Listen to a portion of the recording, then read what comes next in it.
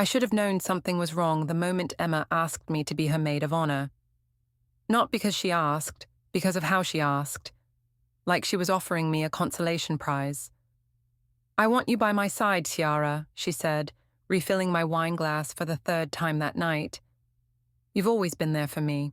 We were sprawled across her plush sectional, the one she'd bought after her promotion last year. The one I'd helped her pick out, spending an entire Saturday in furniture stores while she debated between cloud white and pearl ivory, like it was a life or death decision. "Of course," I said, the words automatic. Emma and I had been inseparable since we were 12. Being her maid of honor was a given, wasn't it? "I'm so happy for you." My smile felt genuine then. That's the worst part. I was genuinely happy for her. Excited, even. I leaned forward, tucking my feet under me. "So, who's the lucky guy? You've been so secretive." Something flickered across her face. A hesitation.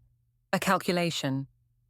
"That's actually why I wanted to talk to you alone first," she said, swirling her wine, "before I announce it to everyone." My stomach tightened, not from suspicion, from the special feeling of being her confidant. Her first call. Always. "It's Peter," she said. The name hung in the air between us. Peter, just Peter. "Peter," I repeated, my brain refusing to make the connection. "Peter Williams." Her eyes never left my face. "From the marketing team." The room tilted slightly. Peter Williams. The man I'd been in love with for 2 years. The man I'd told Emma about during countless wine nights. The man whose name was in my phone with a heart emoji that Emma had teased me about. "Oh," I managed. "Peter, I know you had that little crush on him last year," Emma continued, her voice light. "But I figured since you never made a move." Little crush, as if I hadn't spent hours telling her about our conversations. As if I hadn't shown her the texts where we'd stayed up until 3 a.m. talking about our dreams. As if she hadn't been the one who told me to take it slow with him because he seems like the type who spooks easily. "When did you two—" My voice sounded far away. "6 months ago," she said, smiling into her wine glass. "Remember when I had to work late on the Johnson campaign? We just clicked." 6 months.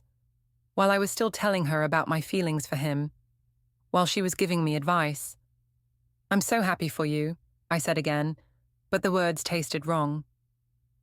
"There's something else," Emma said, setting down her glass. "About the wedding." I nodded, not trusting myself to speak. "I want it to be perfect," she continued. "And I need a maid of honor who can really help me shine, you know." "Of course," I said automatically. "So I need you to lose 15 pounds before the wedding." The words hit me like a slap. "What?" "Just 15, she said, like she was asking me to pick up milk on the way home. "The bridesmaids' dresses I've chosen are very fitted. Marley's already started a cleanse." "Marley, my friend too, our friend. And your hair," Emma continued, reaching out to touch a strand of my dark curls. "I'm thinking we should straighten it for the ceremony. All the bridesmaids will have sleek hair, for cohesion." My curls. The ones I'd finally learned to love after years of hating them. The ones Peter had once called beautiful at the holiday party. "And no dates, obviously," she added. "The wedding party needs to focus on me. I mean, on the bride and groom." I stared at her, this person I'd known for 16 years, wondering if I'd ever really known her at all. "When's the wedding?" I asked, my voice hollow. 3 months, she beamed. "We're moving fast. When you know, you know." 3 months. The same timeline I'd imagined for myself and Peter in those quiet moments when I let myself dream. "I should go," I said, standing up too quickly. The wine rushed to my head. "But we haven't even started planning the bachelorette," Emma protested. "I was thinking Vegas. You'll need to collect about $500 from each girl." I nodded mechanically, gathering my things. "Oh, and Ciara." Her voice stopped me at the door. "Peter doesn't know about your crush, and I'd like to keep it that way. It would just make things awkward for everyone." That's when I saw it, the slight curl at the corner of her mouth. the satisfaction in her eyes. She knew exactly what she was doing. As I drove home, hands gripping the steering wheel until my knuckles turned white, one thought crystallized through the fog of betrayal. Emma hadn't chosen me as her maid of honor to honor our friendship. She'd chosen me to make sure I had a front row seat to watch her marry the man I loved. I didn't sleep that night. How could I? Every time I closed my eyes, I saw Emma's smug smile, heard her casual voice saying, "Peter Williams," like she hadn't spent months listening to me talk about him. Like she hadn't deliberately pursued him behind my back. By morning, my sadness had hardened into something else, something with edges.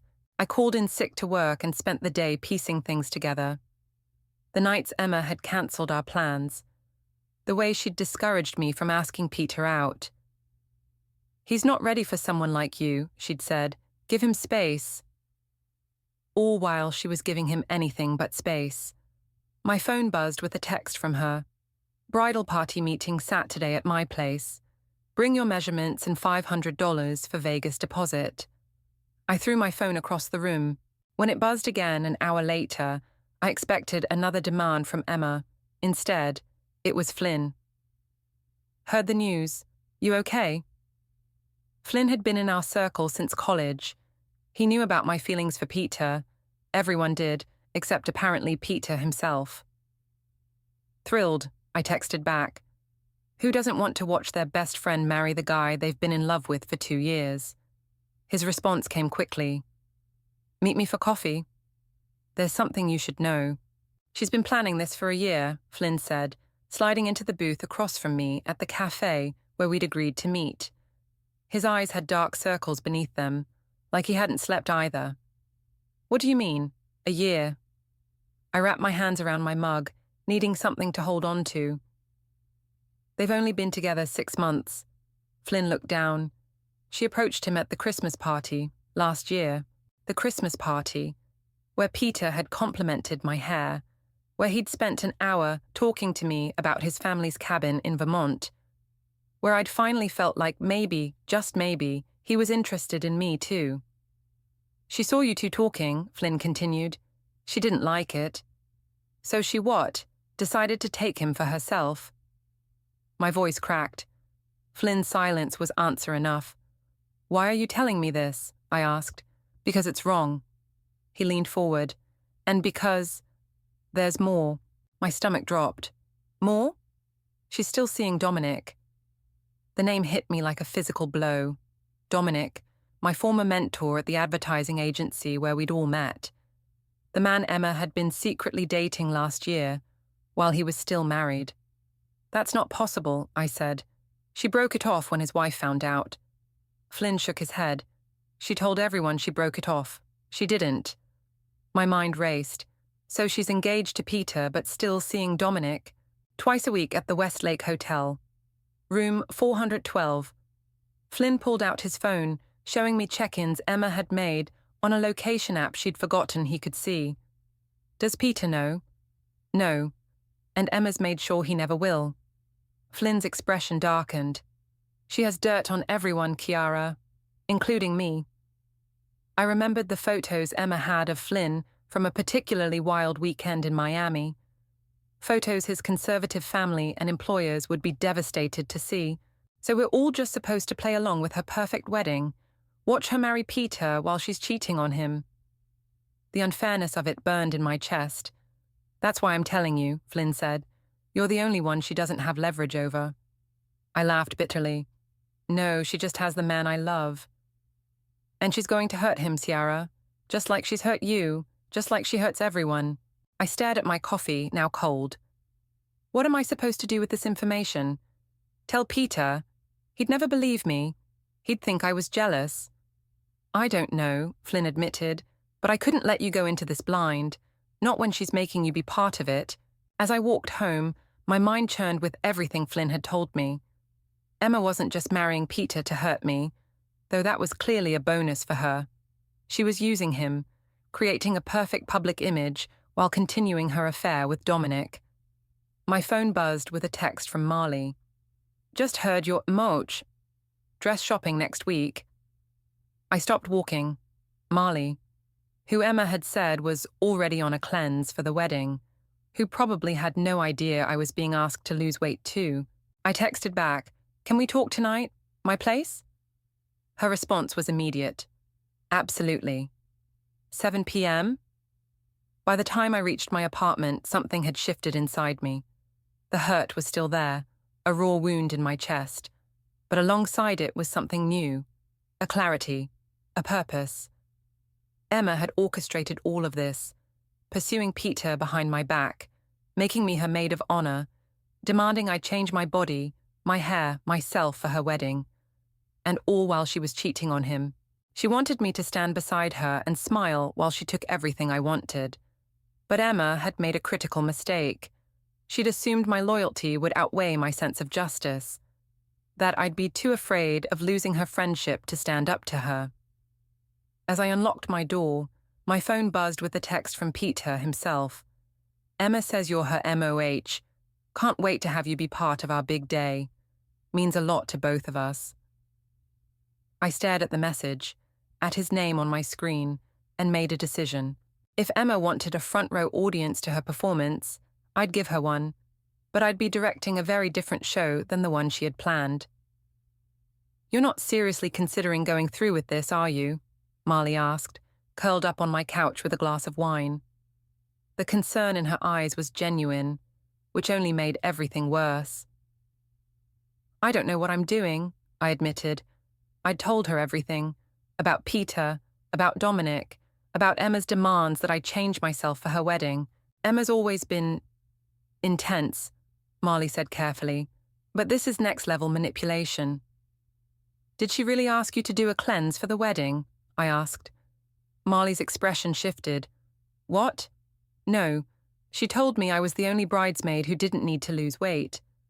Of course she had. Classic Emma, divide and conquer. "So what's your plan?" Marley asked. "Because I know that look, Tiara. You're plotting something." I hesitated. Marley was the most ethical person I knew. She saw the world in clear rights and wrongs. Would she understand what I was considering? "I want her to feel what I'm feeling," I said finally. "I want her to know what it's like to have someone take something you care about." Marley set down her wine. "Be careful. Revenge has a way of changing people, and not usually for the better." "It's not just revenge," I insisted. "It's justice. For me, for Peter, for everyone she's manipulated. And how exactly do you plan to get this justice?" Marley's air quotes made me flinch. "I don't know yet," I lied. Because the truth was, I did know. I just wasn't ready to say it out loud. The next day, I did something I'd been avoiding. I went to work. The advertising agency where Emma, Peter, and I all worked, though thankfully on different floors. I'd called in sick for 2 days, but I couldn't hide forever. I was waiting for the elevator when I heard his voice. "Kiara, hey, hold the door." Peter jogged toward me, his smile as warm and genuine as always. My heart did that stupid little flip it always did around him, even now. "Congratulations," I said, forcing a smile as he stepped into the elevator beside me. "Thanks," he said, running a hand through his dark hair. "It's all happening pretty fast." I pressed the button for my floor. 6 months isn't that fast. 6? He looked confused. "Oh, you mean since Emma and I started dating? Yeah, I guess so." The elevator began its ascent, and I felt a sudden, reckless courage. "You know, it's funny. I always thought you and I had a connection." Peter's eyes widened slightly. "We do. You're one of my favorite people here." "That's not what I meant." The elevator stopped at my floor, but I didn't move. "Shira." His voice was gentle, which somehow made it worse. "Did you know," I asked, "that I had feelings for you?" His expression told me everything. He hadn't known. Not until this moment. "I'm sorry," he said quietly. "I never realized." "It's fine," I said, stepping out of the elevator. "Congratulations again."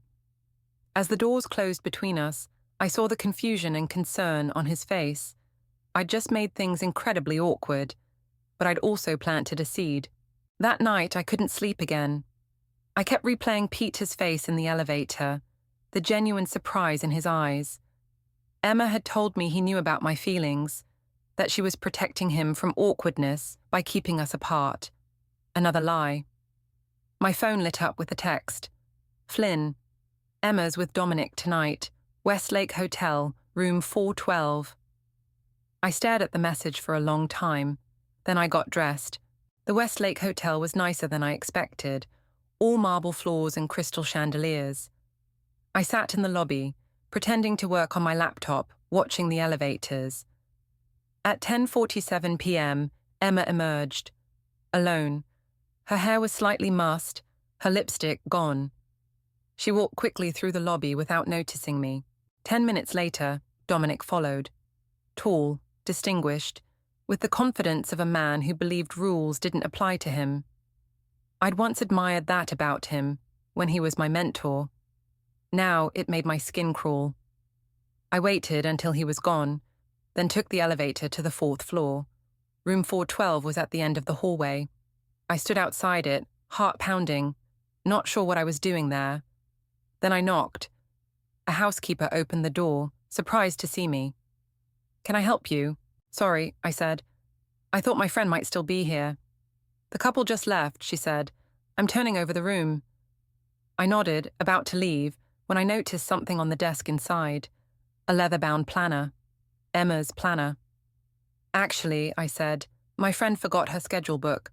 The red one? She has a meeting tomorrow she can't miss." The housekeeper hesitated, then retrieved it. "Good thing you came by."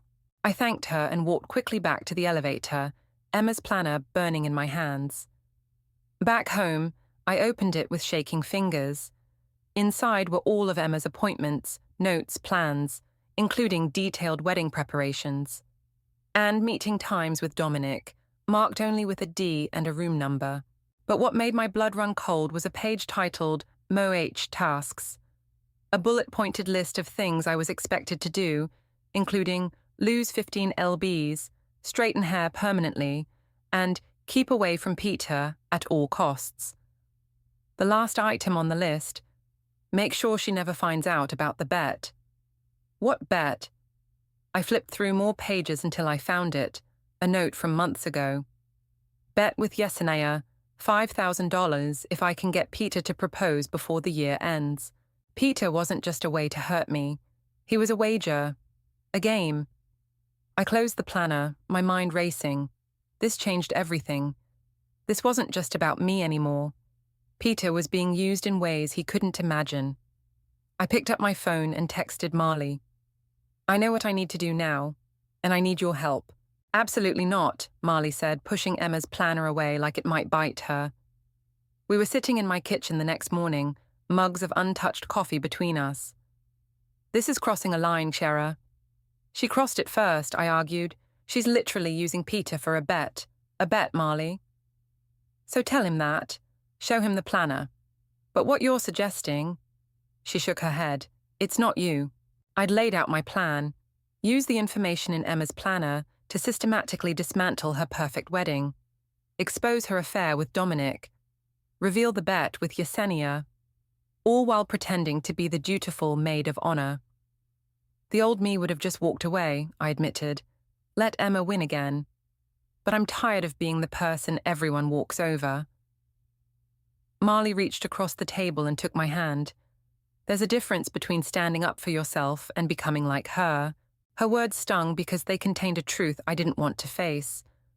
Was I becoming like Emma, calculating, manipulative, willing to hurt others to get what I wanted? "I just want her to face consequences for once in her life," I said quietly. "I get that. But this plan of yours, it's going to hurt more people than just Emma."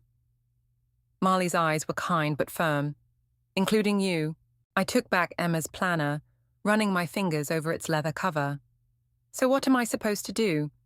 Just stand there and watch her marry Peter, knowing she's cheating on him, knowing she's using him for a bet?" "No," Marley said, "but there has to be a better way than this." I didn't have time to find that better way. That evening was Emma's official bridal party meeting at her apartment. 6 bridesmaids, all gathered to worship at the altar of Emma's wedding. Ladies, Emma greeted us at the door, champagne flute in hand. My favorite people in one room. I forced a smile, hyper-aware of the planner I'd returned to the hotel's lost and found that morning. I couldn't keep it. That would be stealing. But I'd taken photos of the important pages. Emma's apartment was transformed with wedding magazines, fabric swatches, and mood boards. In the center of her dining table sat a 3-ring binder labeled The Perfect Day. Before we start, Emma announced, I want to thank my maid of honor, Ciara, for being so supportive. All eyes turned to me. I felt my cheeks flush. Even though she's had a little crush on Peter, Emma continued with a theatrical whisper, she's put that aside to stand by me. The room went silent. I stared at Emma, unable to believe she'd just announced that to everyone. Emma, Yesenia, her cousin, said sharply. That was unnecessary. Emma laughed it off. Oh, please, everyone knows. It's not a big deal, right, Ciara? 6 pairs of eyes watched me, waiting for my reaction. This was a test. Emma was seeing if I'd break. Not a big deal at all, I said smoothly. Ancient history. Emma's smile faltered slightly. She'd wanted me to crumble. Great, she recovered quickly. Now, about the bachelorette in Vegas. As Emma droned on about penis straws and VIP clubs, I watched Yesenia. Emma's older cousin looked uncomfortable, avoiding my eyes. She knew about the bet. She was part of it. When Emma left to get more wine, I seized my chance. Yesenia, I said quietly, moving to sit beside her. Can I ask you something? She looked nervous. Sure. How much was the bet for? Her face drained of color. What bet? The one you made with Emma, about Peter proposing. Yesenia glanced toward the kitchen, then back at me. $5,000, she whispered, but it wasn't my idea. Emma said it would be easy money because she could get any guy she wanted. Even if that guy was interested in someone else. Yesenia had the decency to look ashamed.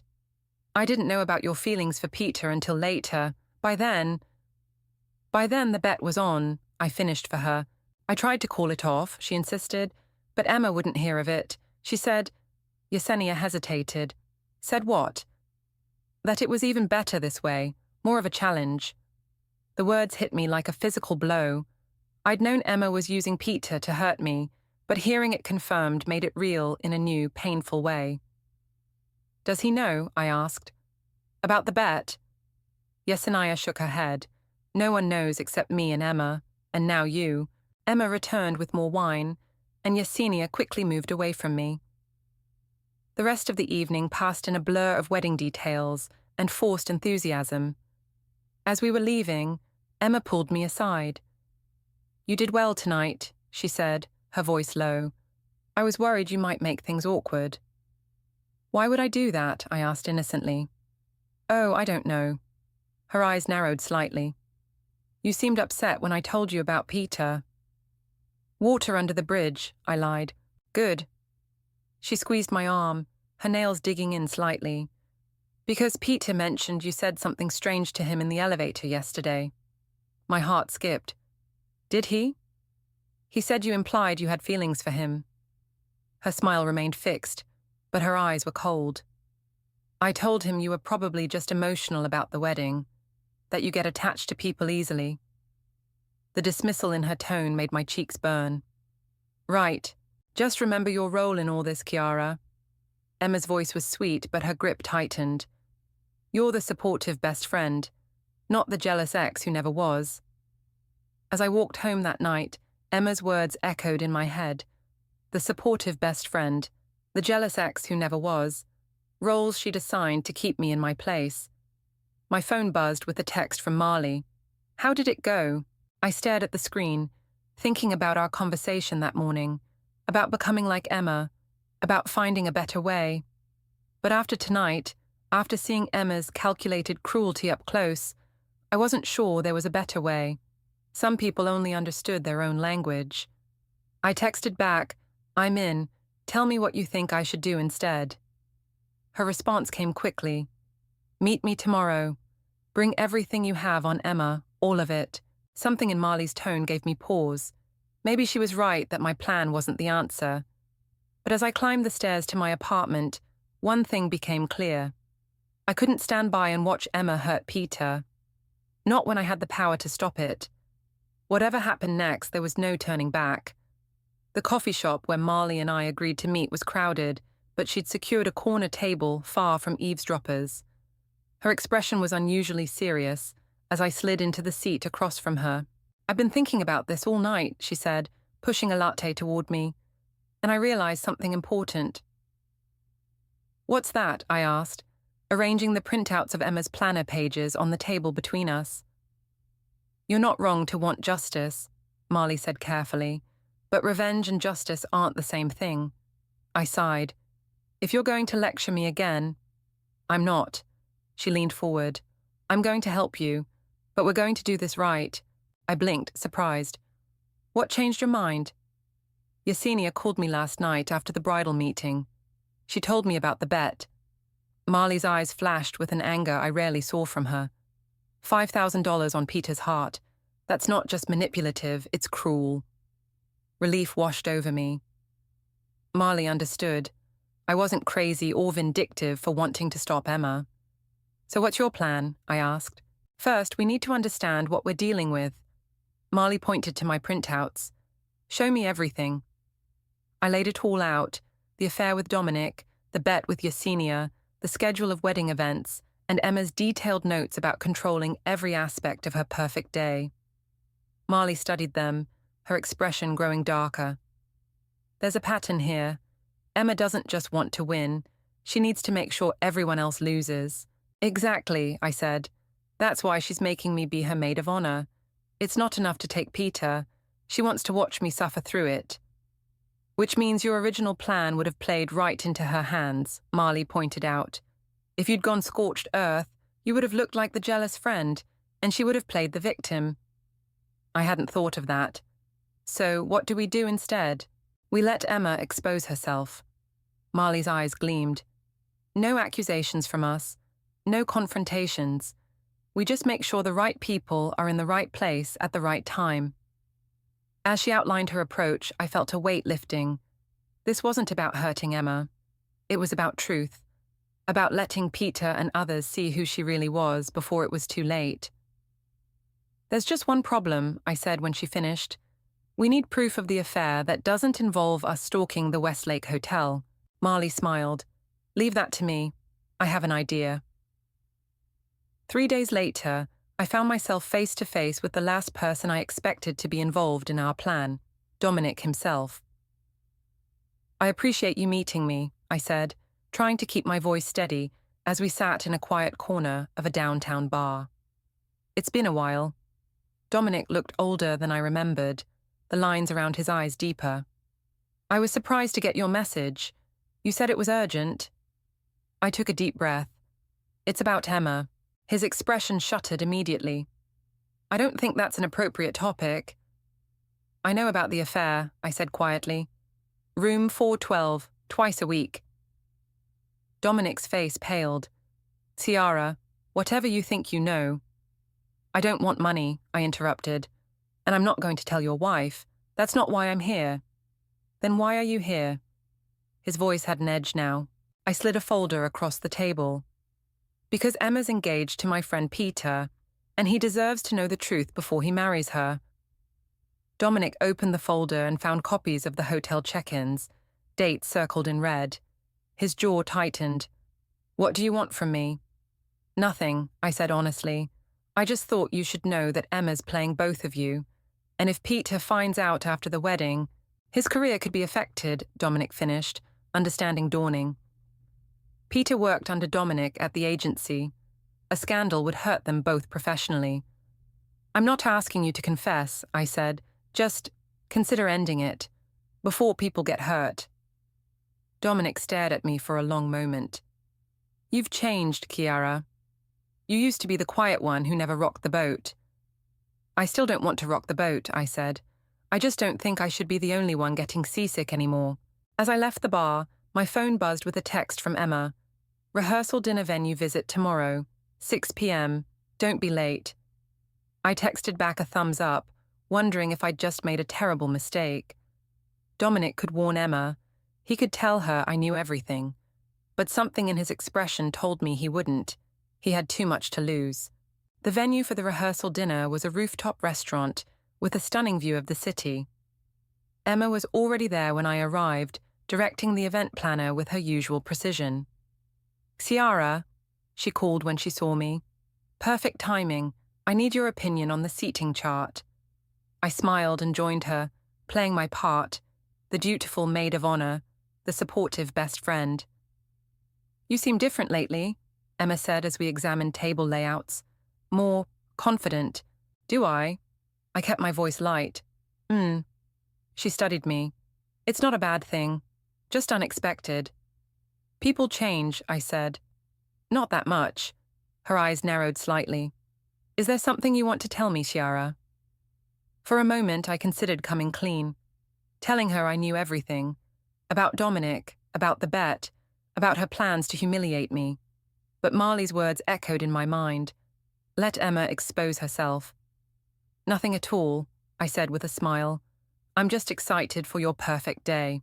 Emma seemed satisfied with that, turning back to the seating chart. "I've put you at the head table, of course, next to Flynn." "Not Peter?" I asked innocently. "Peter will be next to me," she said firmly. "Where he belongs." As we continued planning, my phone vibrated in my pocket. A text from Dominic. "We need to talk. Not about what you think. It's worse." My heart raced. What could be worse than what I already knew? "Everything okay?" Emma asked, noticing my expression. I forced a smile. "Perfect, just like your wedding will be." But as I looked at her, this woman I'd thought was my best friend, I felt a chill. Marley's plan was smart, measured, ethical. But Emma was always 3 steps ahead of everyone. And now Dominic had something to tell me that was worse than what I already knew. Whatever game we were playing, the stakes had just gotten much higher. "It's not just a bet anymore," Dominic said, his voice low despite the empty park bench beside us. "It's blackmail." The morning air was crisp, the park mostly deserted except for a few early joggers. I'd met Dominic at 6 a.m. before work, before Emma could possibly know we were talking. "What do you mean, blackmail?" I asked, my stomach knotting. Dominic looked haggard, like he hadn't slept. "Emma has information. On all of us. Insurance, she calls it." "What kind of information?" "On me, it's obvious. The affair. My wife, my job, everything's at stake." He ran a hand over his face. "But she has something on Peter, too. Something from his past." My heart sank. "What is it?" "I don't know details, but it's serious enough that he can't know she has it." Dominic looked at me directly. "And she has things on you too, Ciara?" I stiffened. "There's nothing. The Anderson account," he said quietly. 2 years ago. The blood drained from my face. The Anderson account, my first major project at the agency. I'd made a serious error in the final presentation, one that could have cost us the client. Dominic had covered for me, fixed it before anyone noticed. No one knew except him. Or so I'd thought. "How does she know about that?" I whispered. "Emma knows everything," Dominic said wearily. "She collects secrets like trophies." I thought about Marley's careful plan, about exposing Emma without confronting her directly. But if Emma had dirt on everyone... "Why are you telling me this?" I asked. "Because I'm ending it," Dominic said. "The affair, all of it. I told her last night." My eyes widened. How did she take it? "Not well." His laugh was hollow.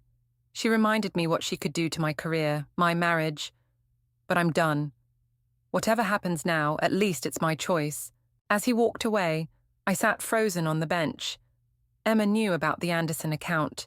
What else did she know? And more importantly, what would she do with that knowledge if she felt threatened? "She's blackmailing people." Marley's voice rose in disbelief. We were in my kitchen again, the remnants of takeout between us. "That changes things." "It changes everything," I said. "If we move against her, she'll burn us all down with her." Marley paced the small space. We need to talk to Peter, directly. Whatever she has on him, it can't be worth marrying someone like her. And say what? Hey Peter, your fiancé is cheating on you, betting on you, and blackmailing people. But trust me, I'm not just saying this because I've been in love with you for years. Yes, Marley said firmly. Exactly that. The whole truth. I shook my head. He'll never believe me. Then we'll make him believe. Marley pulled out her phone.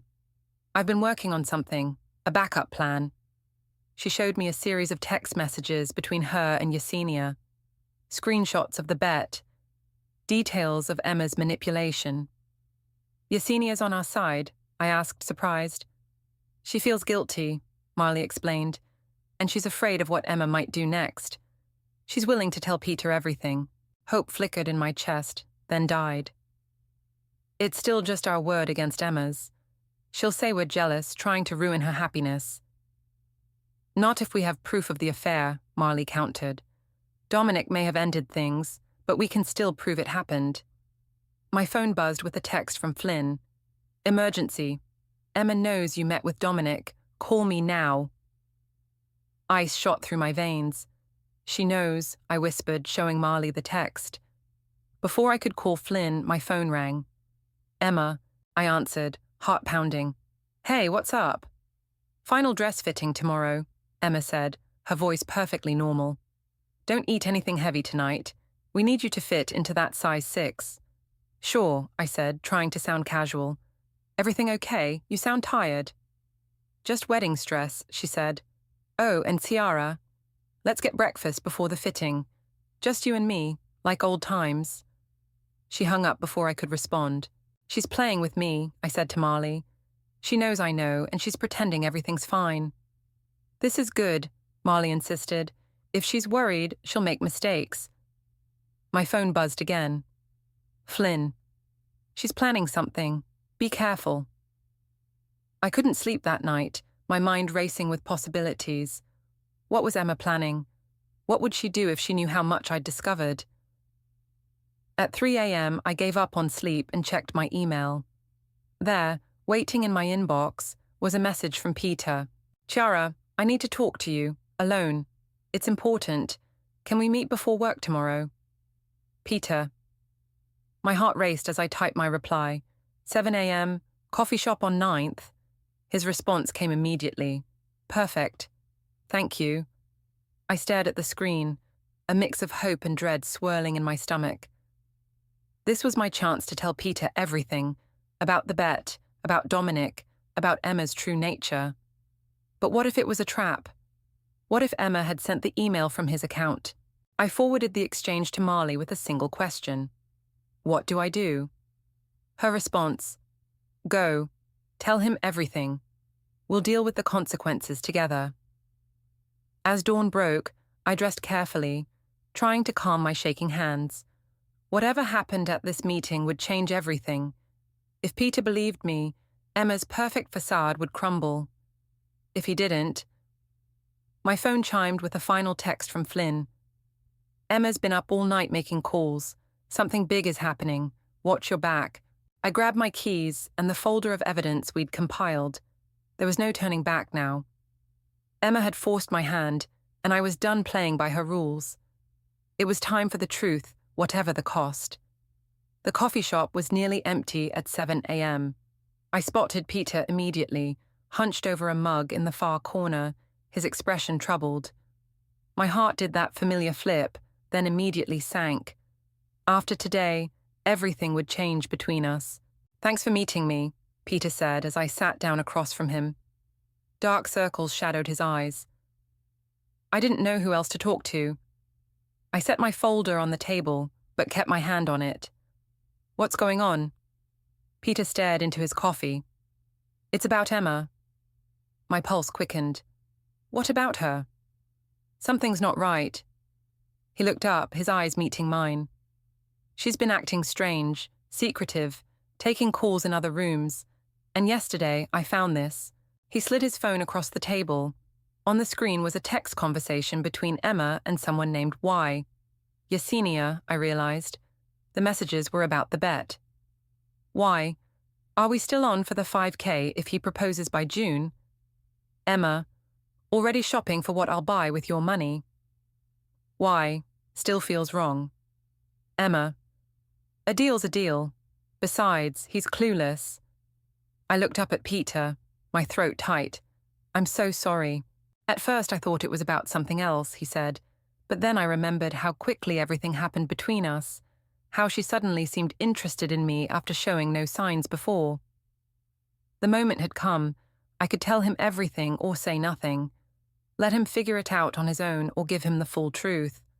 I opened the folder. There's more, I said quietly. A lot more. For the next 15 minutes, I showed him everything. The affair with Dominic, the manipulation, the blackmail. I told him how Emma had pursued him knowing my feelings, how she'd made me her maid of honor to watch me suffer. Peter listened in silence, his expression shifting from shock to disbelief to something harder. Why are you telling me this now? He finally asked. Why not weeks ago? Would you have believed me? I countered.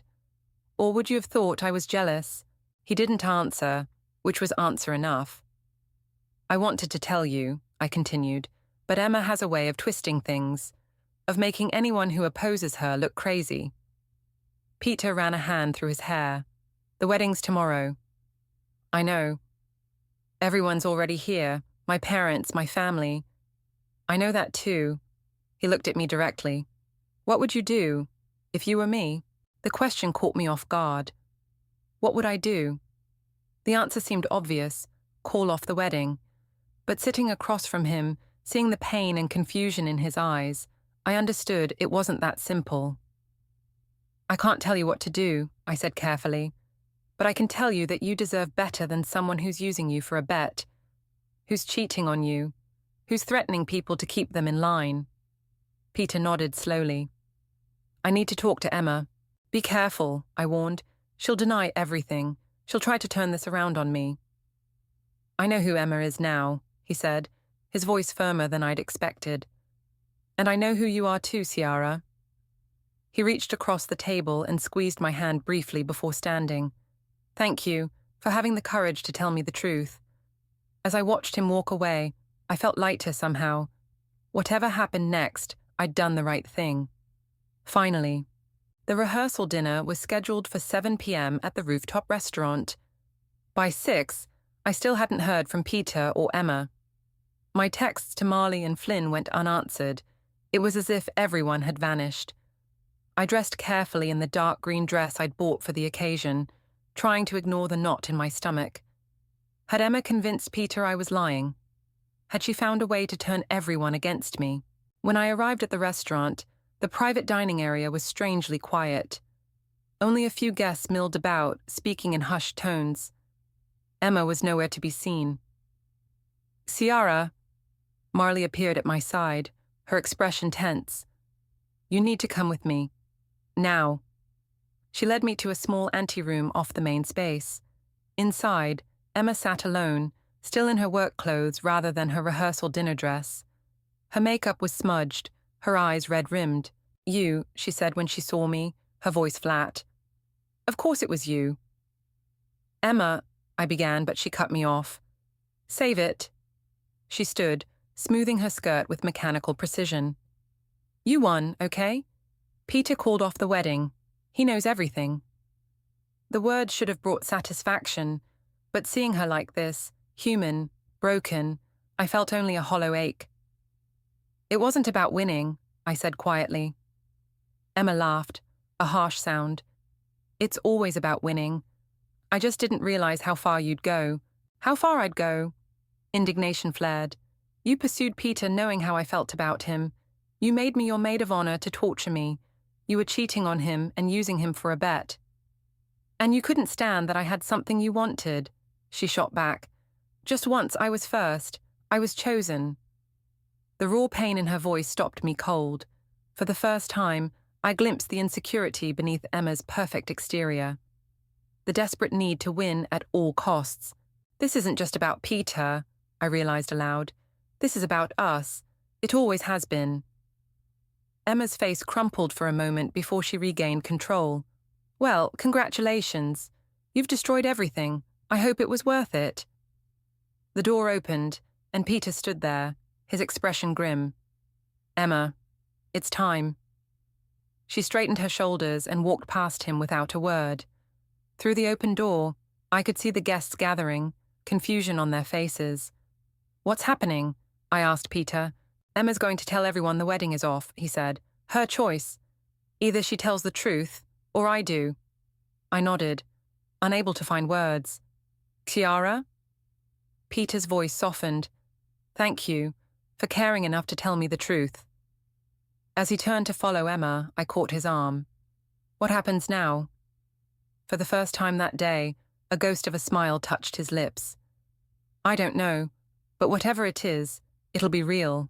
I watched through the doorway as Emma stepped up to address her guests, Peter at her side. Whatever she was about to say would change everything. For her, for Peter, for me. The truth was finally coming out, and despite the chaos, despite the pain, it felt like the first clean breath after years of drowning. I didn't stay to watch Emma's announcement. Some moments deserve privacy, even for those who haven't earned it. Instead, I slipped out to the rooftop terrace, where the city lights were just beginning to twinkle in the dusk. Quite the evening, Flynn said, appearing beside me at the railing. Not exactly the rehearsal dinner anyone expected. No, I agreed. Not exactly. We stood in silence for a moment, watching the sky deepen from purple to indigo. You did the right thing, Flynn said finally. Telling Peter. Did I? I turned to face him. Or did I just do what Emma would have done, manipulate the situation to get what I wanted? Flynn shook his head. The difference is intent, Chiara. Emma wanted to hurt people. You wanted to stop someone from being hurt. Before I could respond, the door to the terrace opened. Yesenia stepped out, her expression somber. It's done, she said. Emma told everyone the wedding is off. She said they want different things. Peter didn't contradict her. He's giving her an out, I realized. A way to save face. Yesenia nodded. More than she deserves. She hesitated, then added, There's something you should know, Ciara. Something I should have told you sooner. My stomach tightened. What is it? The bet wasn't just about getting Peter to propose, Yesenia said, her voice low. It was specifically about taking him from you. The words hit me like a physical blow. What? Emma came to me last year and said she was tired of being in your shadow, Yesenia continued. She said everyone always liked you better, your kindness, your talent. She wanted to prove she could take the one thing you wanted most. I stared at her, struggling to process this. But that's insane. I was never in her shadow. She was always the confident one, the successful one. Not in her mind, Yesenia said. In her mind, you had everything she didn't. Genuine connections, real talent. The bet was her way of proving she could win at something that mattered to you. I thought about all the times Emma had subtly undermined me, all while claiming to be my biggest supporter. The jobs she'd steered me away from, the men she'd warned might not be right for me, the friendships she'd inserted herself into. It hadn't started with Peter. It had always been there, beneath the surface of our friendship. I need to talk to her, I said suddenly. Flynn caught my arm. Ciara, that's not a good idea. She's humiliated, angry. I know, I said, but this needs to end. Really end. I found Emma in the women's restroom, reapplying her makeup with mechanical precision. Our eyes met in the mirror. Come to gloat, she asked, her voice brittle. No, I said, letting the door close behind me. I came to understand. Emma turned to face me. Understand what? How it feels to have your life blown apart, to be humiliated in front of everyone you know. Why it was so important to take Peter from me, I said quietly. Why our friendship wasn't enough. Something flickered in her eyes, surprise maybe, or recognition. Yesenia told you, she said flatly. She told me about the real bet, yes. I took a step closer, but she couldn't tell me why. Only you can do that. Emma turned back to the mirror, her movements precise as she applied lipstick. It doesn't matter now. It matters to me, I insisted. We've been friends for 16 years, Emma. Real friendship, at least on my side. I want to understand what happened. Her hand stilled. For a long moment she was silent. Then, "You make it look so easy." "What?" "Being liked. Being good." She set down the lipstick. "People trust you instantly. They believe in you. Do you know what that's like for someone like me? Someone who has to calculate every interaction, who's always one wrong move from being exposed as not enough?" The raw vulnerability in her voice caught me off guard. "I never saw you that way," I said honestly. "I always thought you were extraordinary, confident, unstoppable." Emma laughed, a hollow sound. "That's the performance, that's not me." "Then who is the real Emma?" I asked, "because I'd like to meet her. I always have." She looked at me then, really looked at me, her defenses momentarily down. "It's too late for that." "Maybe," I acknowledged. "But maybe not. We've both made mistakes, Emma. Yours are bigger, I won't pretend otherwise. But I could have been a better friend too. I could have seen what was happening." "Why are you doing this?" she asked, genuine confusion in her voice. "You won. You got Peter. You exposed me. Why not just take your victory lap?" "Because it was never about winning," I said simply. "It was about truth. And the truth is, despite everything, I still care what happens to you." Emma stared at me for a long moment, searching my face for deception. Finding none, she sighed. "I don't know how to come back from this." "You start by being honest," I said. "With yourself first, then with others." She nodded slowly. "I don't deserve your forgiveness." "No," I agreed. "But that's the thing about forgiveness. It's not about deserving." As I turned to leave, Emma called after me. "Kiara, he loves you, you know. Peter, he always has. I just got to him first." I paused at the door. "This isn't about Peter anymore. It's about us. It always was." Outside the restaurant, the night air was cool against my skin. I felt lighter somehow, as if I'd set down a weight I hadn't known I was carrying. "Hey," Peter's voice came from behind me. "You're leaving?" I turned to face him. "I think I've caused enough drama for one night."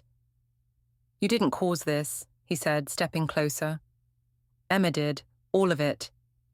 "Maybe," I said, "but I'm not entirely innocent either." Peter studied my face. "You talked to her, didn't you? Even after everything she did." "I needed to understand," I explained. "For my own peace." "That's what I've always admired about you," he said softly. "Your capacity for compassion, even when it's not deserved." The compliment warmed me, but I stepped back slightly. "Peter, I think we both need some time. This isn't how I wanted things to happen between us." Understanding dawned in his eyes. "You're right. Of course you're right." He smiled ruefully. "I've spent months with someone who didn't really see me. I'd like to be really seen. And I'd like to really see you too, Ciara, when we're both ready." I nodded, returning his smile. "I'd like that."